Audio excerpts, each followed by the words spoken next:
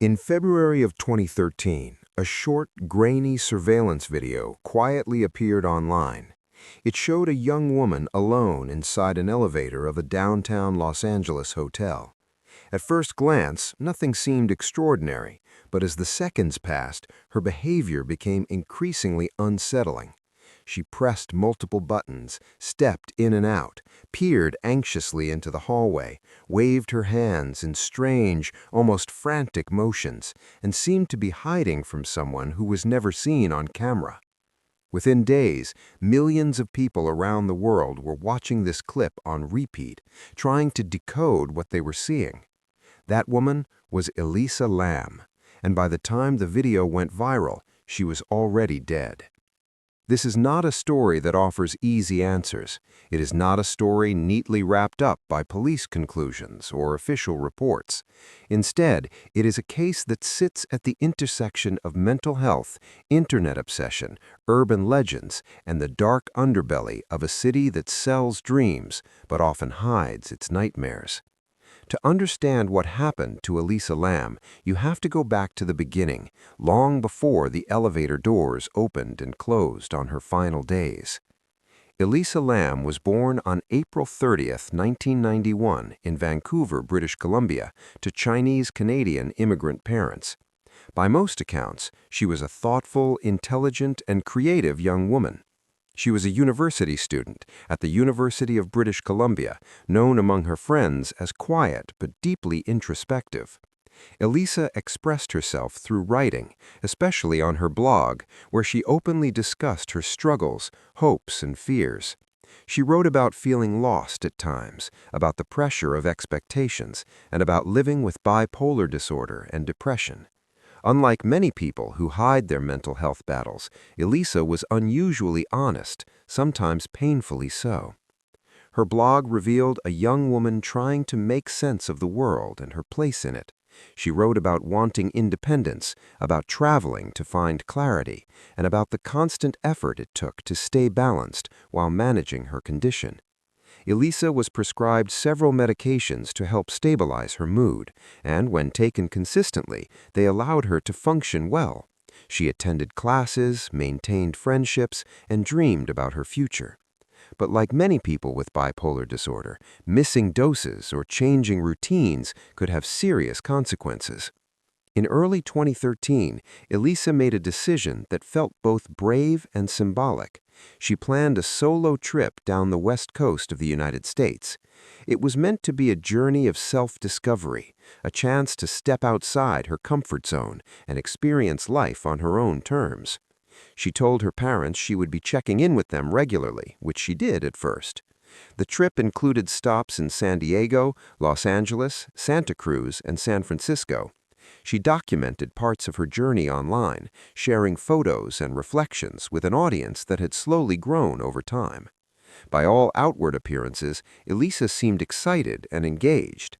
But traveling alone can be disorienting, especially for someone managing mental health challenges. Changes in sleep, stress levels, and routine can quietly build, even when everything looks fine on the surface. When Elisa arrived in Los Angeles in late January 2013, she checked into a hotel that would later become infamous, the Cecil Hotel.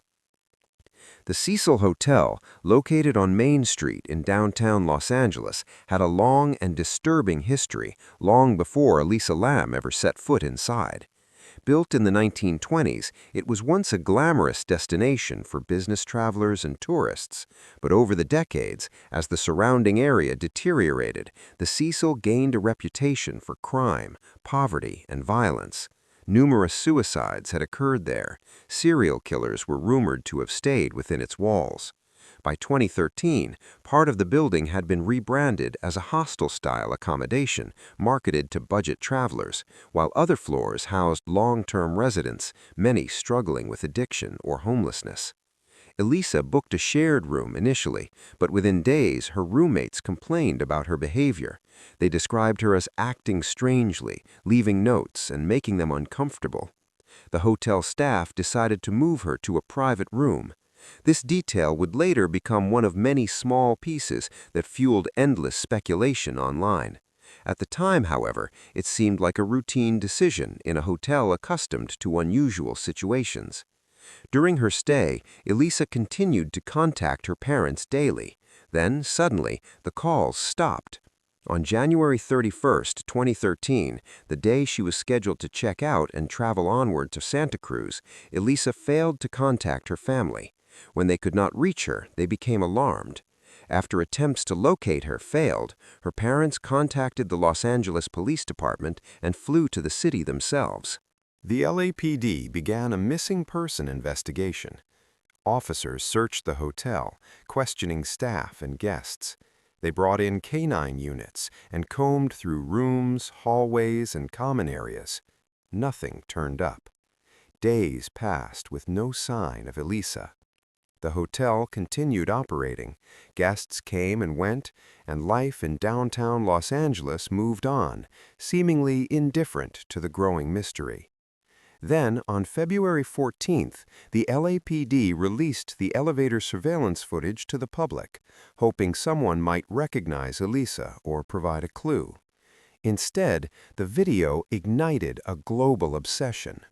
Viewers slowed it down, enhanced it, mirrored it, and analyzed every frame. People claimed to see figures in the shadows, to notice her hands moving in unnatural patterns, to interpret her actions as signs of paranoia, possession, or fear. Online forums exploded with theories. Some believed she was being followed. Others suggested she was playing a game or reacting to hallucinations. The video, meant to help find a missing person, transformed into one of the Internet's most disturbing mysteries. As the days dragged on, another strange development occurred inside the Cecil Hotel. Guests began complaining about low water pressure. Some said the water tasted odd, looked discolored, or had an unusual smell. Maintenance was called to investigate. On February 19th, a hotel employee climbed onto the roof to check the water tanks that supplied the building. What he found would shock the world. Inside one of the massive water tanks was the body of Elisa Lam. She had been missing for nearly 3 weeks. The discovery raised more questions than answers. How did Elisa get onto the roof, which was supposed to be locked and alarmed? How did she climb into the water tank, which was tall, heavy, and difficult to access? And perhaps most haunting of all, what had happened to her in the final moments of her life? An autopsy would later rule her death an accidental drowning, with bipolar disorder listed as a contributing factor. There were no signs of physical trauma, no evidence of sexual assault, and no indication of foul play. Toxicology reports showed that some of her prescribed medications were either absent or present at lower than expected levels in her system. To authorities, the case appeared tragic but straightforward. To the public, it was anything but. In the weeks and months that followed, the name Elisa Lam became synonymous with unanswered questions. The Cecil Hotel became a focal point of dark tourism. Amateur detectives scoured documents, police reports, and Internet archives, convinced that something crucial had been overlooked. The case took on a life of its own, fueled by fear, fascination, and the unsettling feeling that the official explanation did not fully capture the truth.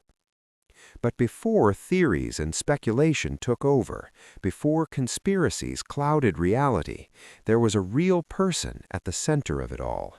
A young woman on a journey, carrying her dreams, her struggles, and her vulnerability into a city that would become the setting for her final chapter.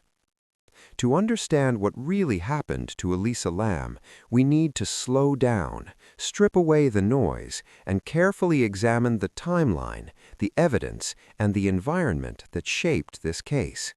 Because sometimes the most mysterious stories are not about monsters hiding in the dark, but about how fragile the human mind can become when it is pushed beyond its limits, and how easily that fragility can be misunderstood by the world watching from the outside. That fragility becomes even more important to understand when we look closely at Elisa Lam's final days inside the Cecil Hotel, because this is where the timeline tightens, the details become unsettling, and small, overlooked moments begin to matter in ways no one realized at the time. When Elisa checked into the Cecil Hotel on January 26, 2013, nothing immediately suggested the nightmare that would follow. She arrived with luggage, spoke politely with staff, and initially appeared like many other young travelers passing through Los Angeles.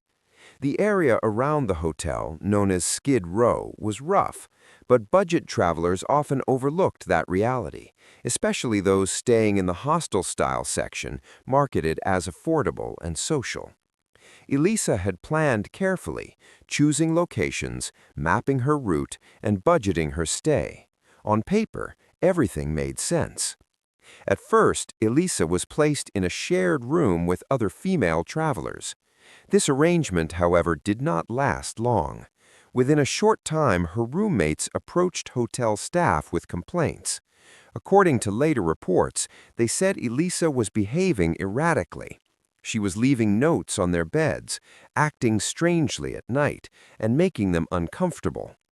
The exact nature of these notes has never been publicly released, which allowed speculation to fill the gap.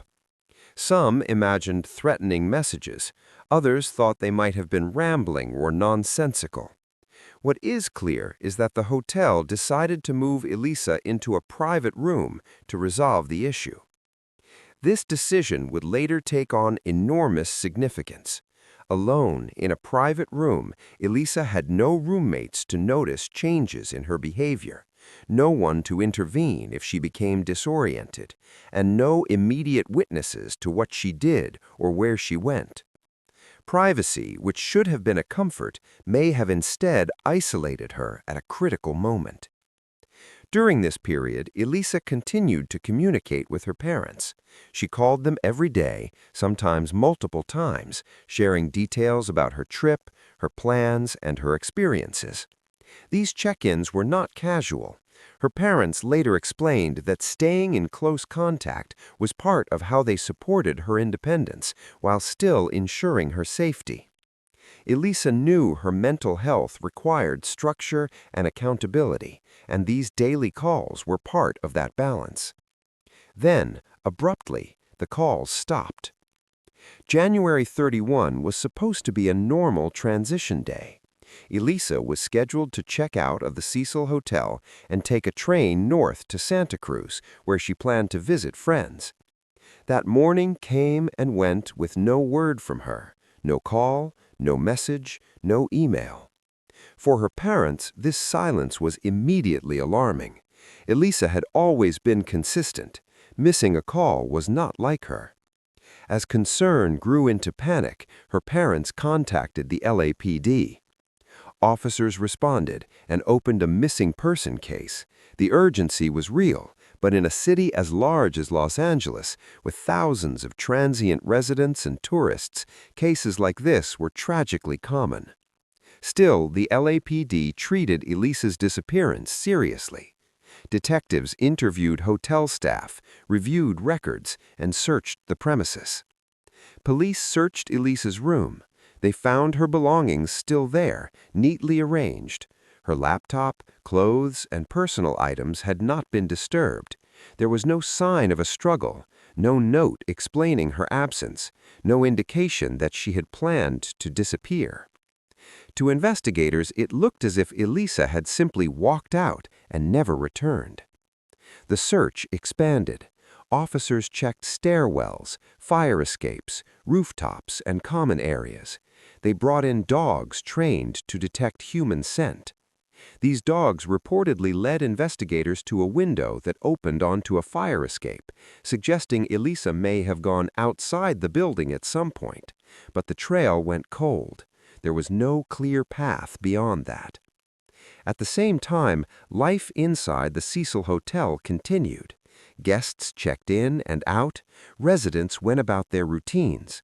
The building, with its maze-like layout, dozens of floors, and mix of hotel rooms and residential units, made a thorough search extremely difficult. Even with police involvement, it was possible for areas to be overlooked. As days passed with no results, pressure mounted. Elisa's parents arrived in Los Angeles, devastated and desperate for answers. They distributed flyers, spoke to the media, and pleaded for help. Their daughter had vanished in a foreign city, and every hour without information deepened their fear. Then came the elevator video. On February 14th, investigators made a decision that would change the trajectory of the case forever. They released surveillance footage from one of the hotel's elevators, recorded in the early hours of February 1. The goal was simple. Someone might recognize Elisa, notice something familiar, or come forward with a tip. What no one anticipated was how deeply disturbing the footage would appear to the public. The video showed Elisa entering the elevator, pressing multiple buttons, and stepping back out into the hallway. She leaned forward, peering to her left and right, as if checking if someone was nearby. At one point, she stepped back inside, then out again, then returned once more. Her movements seemed hesitant, almost fearful. She pressed herself against the side of the elevator, crouched slightly, and waved her hands in fluid, erratic motions, as though interacting with something invisible. Perhaps most unsettling of all was her facial expression. Her eyes appeared wide, her mouth tense. She did not look like someone casually playing around. To many viewers, she looked terrified. The internet responded instantly and relentlessly. Armchair detectives slowed the footage frame by frame. Some claimed the video had been tampered with, pointing out odd jumps in time. Others insisted they could see a shadow or figure just outside the elevator doors. Theories multiplied at an uncontrollable pace. Some suggested Elisa was being chased. Others believed she was experiencing a psychotic episode. More extreme voices proposed supernatural explanations, possession, or involvement in secret experiments. Lost in the noise was a crucial detail. The video's timestamp had been altered to protect the integrity of the investigation, making movements appear more disjointed than they actually were. But by the time this clarification surfaced, the damage was done. The elevator footage had already cemented itself in public imagination as something deeply unnatural. As the world watched and speculated, Elisa remained missing. Inside the Cecil Hotel, another problem was quietly growing. Guests began reporting issues with the water. Some complained that it came out of the tap with low pressure. Others said it looked cloudy, had a usual color, or tasted strange. At first, these complaints were treated as routine maintenance issues in an aging building. No one connected them to the missing woman, whose face was now being shared across news channels and social media. On the morning of February 19th, a maintenance worker was sent to investigate the hotel's water supply.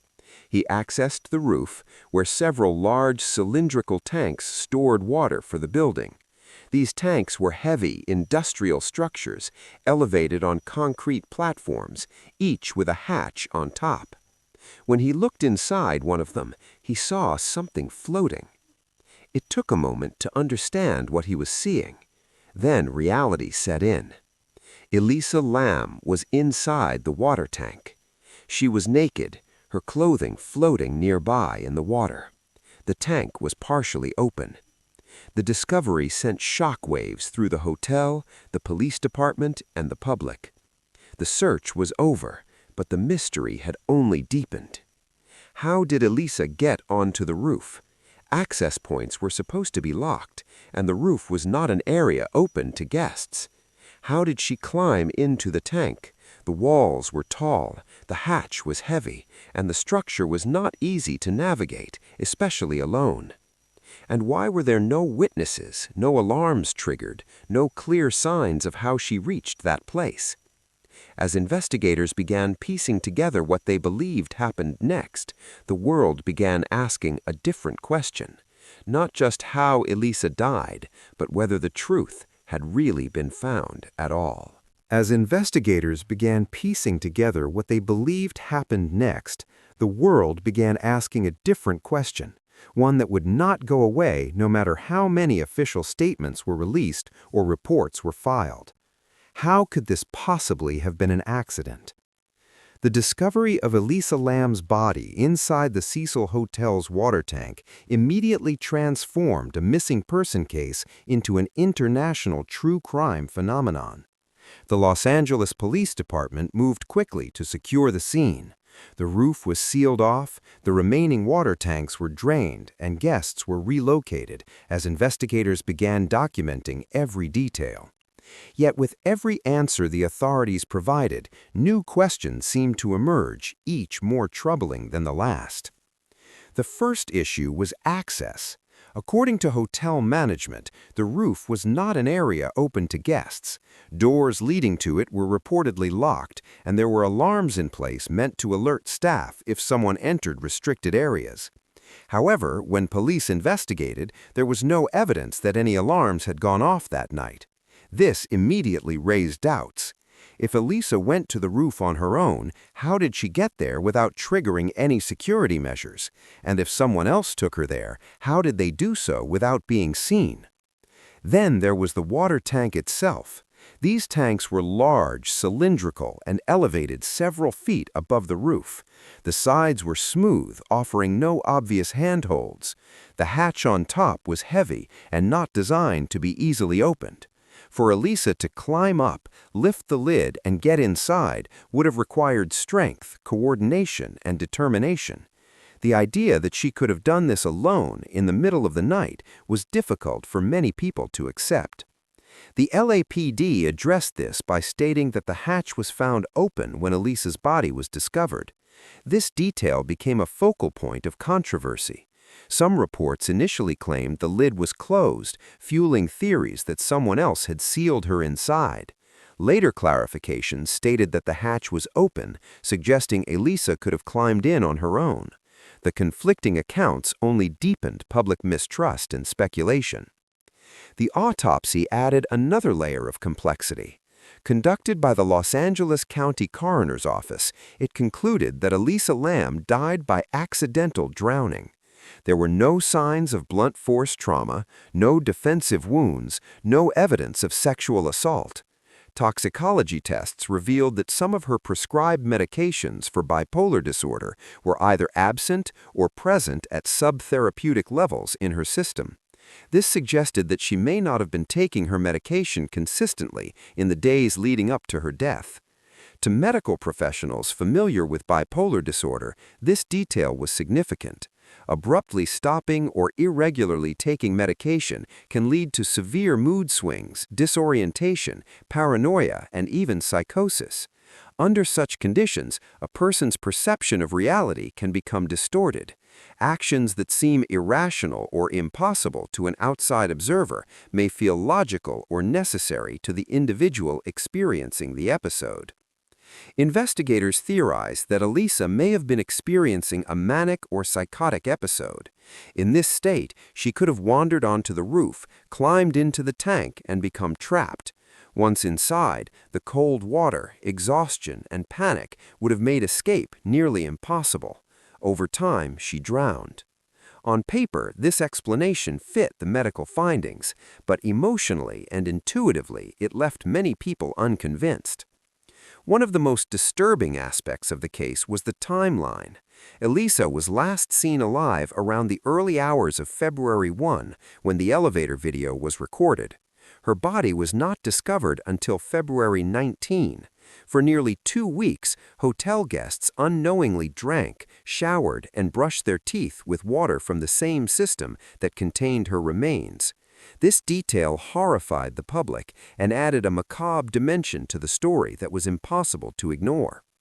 As news spread, the internet did what it does best and worst at the same time. Online forums, video essays, and social media threads dissected every available piece of information. Amateur investigators mapped the hotel layout, analyzed roof access points, and compared conflicting statements from police and hotel staff. The case became a puzzle that thousands of strangers felt compelled to solve. Some theories focused on foul play. The Cecil Hotel's dark history was brought into the spotlight. Stories of past murders, suicides, and notorious residents were retold, as if the building itself were cursed. People speculated that Elisa had encountered a dangerous individual, perhaps a resident or guest, who followed her to the roof and forced her into the tank. Others suggested a cover-up, pointing to inconsistencies in official statements as evidence that something was being hidden. Another group latched on to the elevator video as proof that Elisa was reacting to someone unseen. They argued that her behavior looked less like a mental health episode and more like fear. Why would she step in and out of the elevator repeatedly? Why did she peer down the hallway as if waiting for someone to leave? Why did she press so many buttons at once? Medical experts countered these interpretations by explaining that such behavior could easily align with paranoia or hallucinations. In a manic state, a person might believe they are being followed or threatened even when no one is present. They might hide, gesture, or speak to imagined figures. Without witnesses or audio, the video alone could not confirm the presence of another person. As if the case were not already strange enough, another coincidence emerged that captured public imagination. Around the same time Elisa Lam's body was discovered, a tuberculosis outbreak occurred in the Skid Row area. The test used to identify the strain was named Lam-Elisa, a standard laboratory acronym. To conspiracy-minded observers, the similarity in name seemed too eerie to ignore. Some claimed it was evidence of a biological experiment or government involvement. In reality, experts dismissed this as a meaningless coincidence, but by then, rational explanations struggled to keep pace with viral speculation. Meanwhile, Elisa's parents were left navigating a nightmare of grief and unanswered questions. Unsatisfied with the official ruling, they filed a wrongful death lawsuit against the Cecil Hotel, alleging negligence. They argued that the hotel failed to properly secure the roof, maintain safety measures, and protect their daughter. The hotel's defense maintained that Elisa's actions were unforeseeable and that staff had acted appropriately based on the information available at the time. The lawsuit would eventually be dismissed, but for the Lam family, legal outcomes did little to provide closure. The image of their daughter trapped in a water tank atop a hotel in a foreign city was something no explanation could fully soften. As years passed, the case refused to fade away. New videos, documentaries, and podcasts revisited the mystery, each adding their own interpretation. The elevator footage continued to circulate, often stripped of context, reigniting debates among new audiences who encountered the case for the first time. What remained constant was the unease. Because even if the official conclusion was correct, even if Elisa Lam's death was truly a tragic accident shaped by mental illness and circumstance, the way it unfolded felt profoundly disturbing. A young woman disappears in plain sight. A building full of people fails to notice. A body is hidden above them all, discovered only by chance. And beneath every theory, every argument, and every explanation, one question lingered quietly, refusing to be dismissed. Could this have been prevented? That question sits at the center of everything that followed, because once the shock of discovery faded, attention shifted away from mystery and toward responsibility, systems, and the uncomfortable gray area between personal illness and institutional failure. To answer whether Elisa Lam's death could have been prevented, investigators and experts began reconstructing not just her movements, but the environment around her. The Cecil Hotel was not a typical tourist destination. By 2013, it functioned as a hybrid space, part budget hotel, part long-term residential housing. This created a unique and often chaotic atmosphere. Guests unfamiliar with the area were suddenly sharing elevators, hallways, and common spaces with residents dealing with addiction, mental illness, and extreme poverty. Security was inconsistent, staff turnover was high, surveillance existed, but it was limited. From a risk management perspective, Elisa was vulnerable the moment she checked in. She was young, traveling alone, unfamiliar with the city, and managing a serious mental health condition. None of these factors alone guarantee danger, but together they increase risk. Yet hotels are not medical facilities. Staff are not trained mental health professionals. The question becomes where responsibility begins and where it ends. One of the most debated decisions was moving Elisa into a private room. On one hand, it resolved the immediate issue with her roommates. On the other, it removed the last layer of informal observation. In shared spaces, unusual behavior is noticed. In isolation, it can go unseen. There is no evidence that hotel staff recognized the seriousness of Elisa's mental state. To them, she may have appeared eccentric, difficult, or simply another guest behaving oddly in a building where odd behavior was common.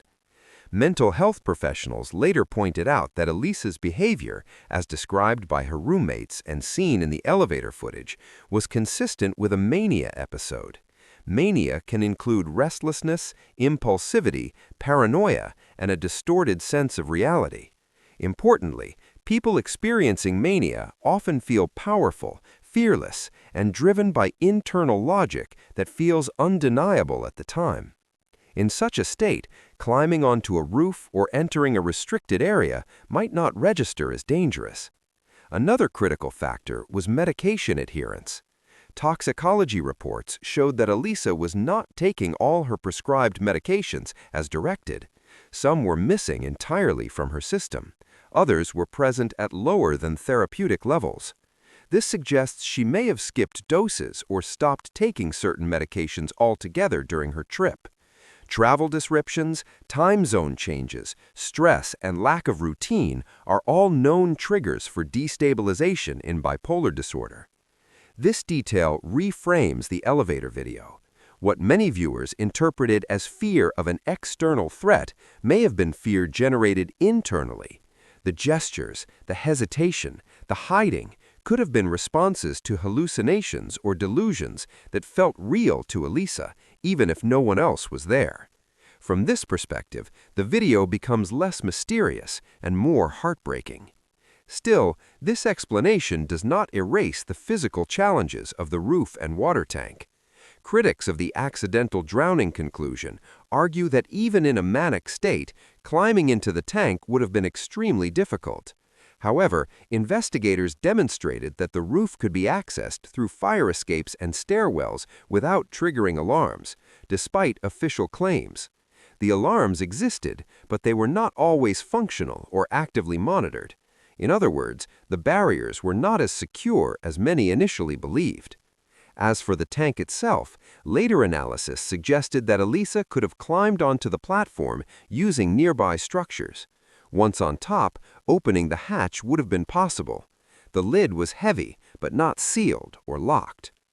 If Elisa believed she was hiding, escaping danger, or following a distorted impulse, entering the tank could have made sense to her at that moment. The tragedy may have been sealed once she was inside.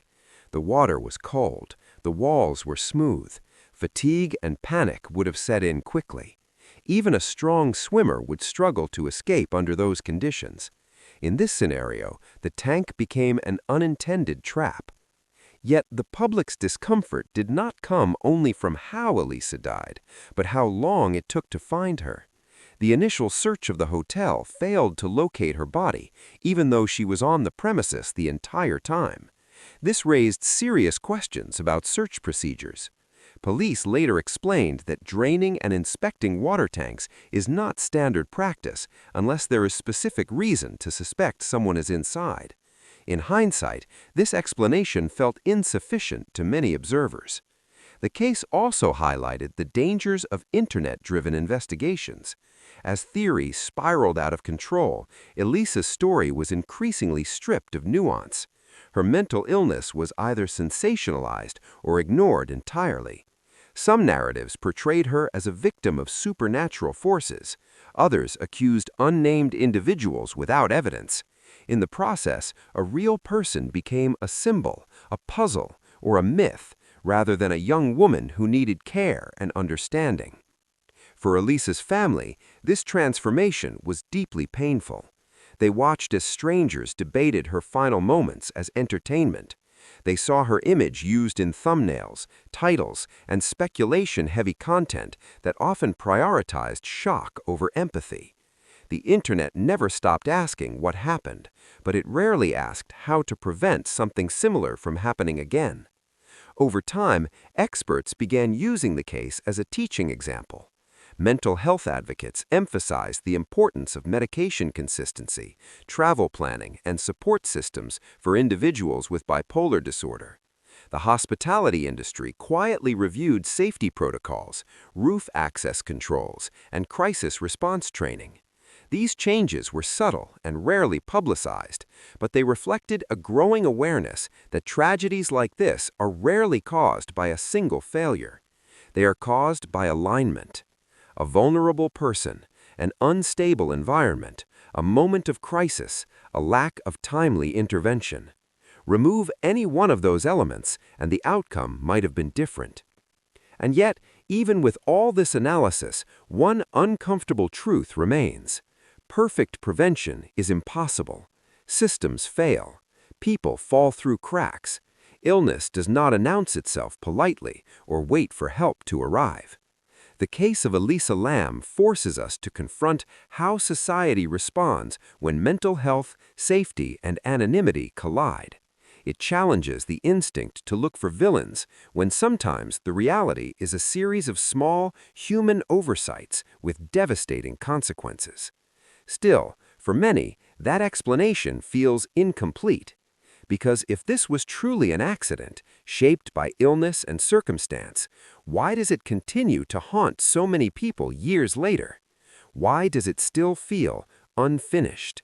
That lingering unease is not just about unanswered questions, but about how deeply this case embedded itself into modern culture, reshaping the way people consume tragedy, mystery, and mental health narratives in the digital age. After the official ruling of accidental drowning, many expected the story of Elisa Lam to slowly fade from public attention. Instead, the opposite happened. The case evolved from a news story into a cultural phenomenon. YouTube channels dedicated hours to breakdowns, podcasts dissected every moment, documentaries revisited the timeline again and again. Each retelling added layers, not always of truth, but of interpretation. The elevator video became the centerpiece of this obsession. It was short, silent, and ambiguous, the perfect fuel for speculation. Without audio, context, or explanation, viewers projected their own fears onto it. For some, Elisa's movements looked playful. For others, they looked desperate. The lack of certainty allowed the footage to function like a mirror, reflecting whatever the viewer already believed about the world. This is where the case took a dangerous turn. Mental illness, which should have been central to understanding Elisa's behavior, was often sidelined or sensationalized. Some content creators treated her bipolar disorder as a footnote, while others exaggerated it into something frightening and alien. The reality that bipolar disorder can be managed and that people living with it can lead full, creative, meaningful lives was frequently lost in favor of dramatic storytelling. In many online discussions, Elisa was no longer a person. She became a symbol of mystery, a character in a horror story, a cautionary tale stripped of compassion. The focus shifted from prevention and understanding to entertainment and shock value. At the same time, the Cecil Hotel itself gained a new identity. Its already grim history was repackaged for a new generation. Stories of past deaths, crimes, and rumored hauntings were woven together with Elisa's case to create a narrative of a cursed building. Dark tourism increased. Visitors booked rooms not despite the hotel's reputation, but because of it. The real human suffering associated with the location became a backdrop for thrill-seeking curiosity. This trend raised ethical questions. Where is the line between telling a story and exploiting it? At what point does public interest become intrusion? Elisa's parents repeatedly expressed discomfort with how their daughter's death was being portrayed. They wanted her to be remembered as a thoughtful, intelligent young woman, not as a viral mystery. The Internet, however, rarely pauses for reflection.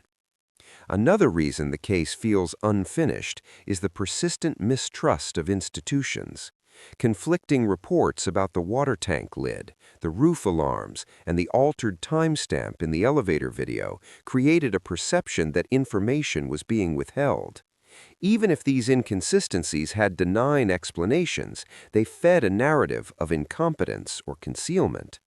In an era where skepticism towards authority is widespread, these details mattered. Yet, when examined closely, many of the so-called inconsistencies dissolve under scrutiny. The timestamp was altered to protect the investigation. The alarms were unreliable. The hatch was open when the body was found. These facts may not be emotionally satisfying, but they are not inherently sinister. The discomfort comes from the gap between what people want a story to be and what it actually is. There is also the unsettling randomness of it all. Elisa did not fit the profile of someone at obvious risk. She was educated, articulate, and proactive about her mental health. She planned her trip. She stayed in touch with her family. If something like this could happen to her, people wondered, what does that say about safety in general, about control, about predictability? In this way, the case tapped into a deeper anxiety, the fear that life can unravel without warning, that a moment of instability in the wrong place at the wrong time can lead to irreversible consequences. There is no villain to blame, no clear mistake to fix, just a fragile chain of events. Over the years, mental health advocates have tried to reclaim the narrative. They emphasize that Elisa's openness about her condition was a strength, not a weakness, that her story should encourage better support systems for travelers with mental illness, not fear or stigma. They argue that understanding her death through a compassionate, clinical lens honors her more than conspiracy ever could. Still, the questions persist, not because they are unanswered, but because the answers are uncomfortable. Accepting that Elisa Lam's death was an accident requires accepting that tragedy does not always make sense, that systems can fail quietly, that help can arrive too late, that awareness alone is not always enough to prevent harm. The case also forces us to reflect on our role as observers. The millions who watched the elevator video, shared theories, and debated possibilities were participating in something larger than curiosity. They were engaging in collective meaning-making, trying to impose order on chaos. In doing so, many lost sight of the human cost. Perhaps the story feels unfinished because closure was never really possible. There was no rescue, no confession, no final revelation that tied everything together, just a series of facts that, when assembled, still leave space for doubt. And in that space, the case continues to live, not as a mystery to be solved, but as a reminder of how easily vulnerability can be overlooked, how quickly a person can disappear in a crowded world, how stories can grow louder than the truth. And as the years pass, the question slowly shifts. Not what happened to Elisa Lam, but what we choose to do with the lessons her story left behind. That is where this story truly ends. Not on the roof of a hotel or inside a water tank, but in the way Elisa Lam is remembered and understood long after the headlines faded. Elisa was more than the final moments captured on a security camera. She was a daughter who spoke to her parents every day, a student who loved books, language, and ideas, a writer who tried to make sense of her inner world through words. Her online posts were not cries for attention, but attempts at connection, honesty, and self-awareness. She did not hide her struggles because she believed that speaking openly was a way to survive them. When her story is reduced to eerie footage or shocking headlines, something important is lost. The focus shifts away from the realities of mental health and toward fear, toward spectacle, toward narratives that are easier to consume but harder to learn from. In that sense, the mystery surrounding her death says as much about society as it does about the circumstances themselves. There is a temptation, especially in true crime, to search endlessly for hidden villains, to believe that every tragedy must have a malicious hand behind it. But the truth is often quieter and more difficult to accept. Sometimes the danger is not a person, but a moment, not an attack, but a lapse, not evil intent, but vulnerability meeting an unforgiving environment. Elisa Lam's death exposes the fragile boundaries between independence and isolation.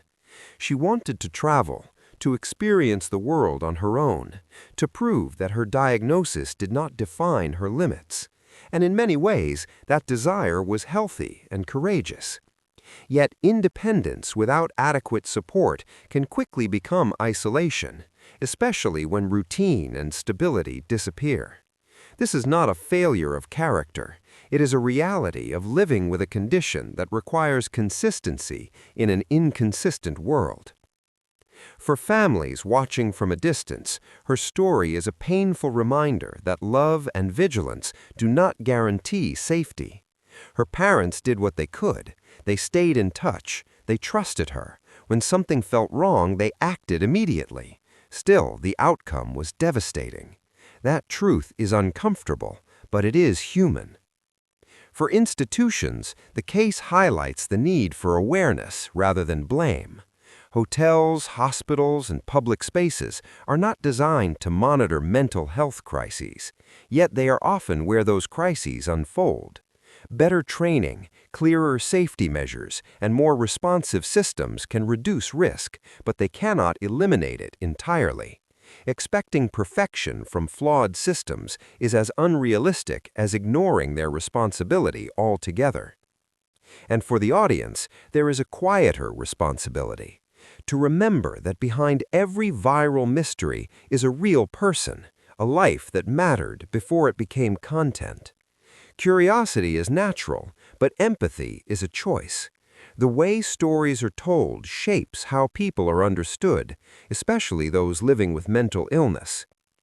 Years after her death, Elisa Lam continues to be discussed, analyzed, and reinterpreted.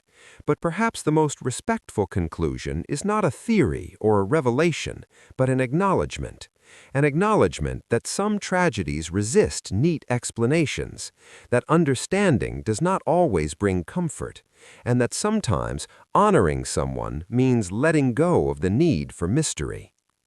Elisa's story is not one of horror, it is one of vulnerability, of a young woman navigating the world with honesty and courage, encountering a moment where support did not arrive in time. Her life deserves to be remembered not for how it ended, but for how thoughtfully she lived within the struggle she carried.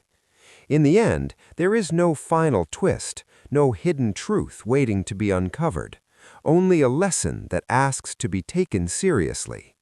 Pay attention to people, to patterns, to silence, because sometimes the most haunting stories are not the ones that remain unsolved, but the ones that reveal how easily someone can be lost, even while trying to be found.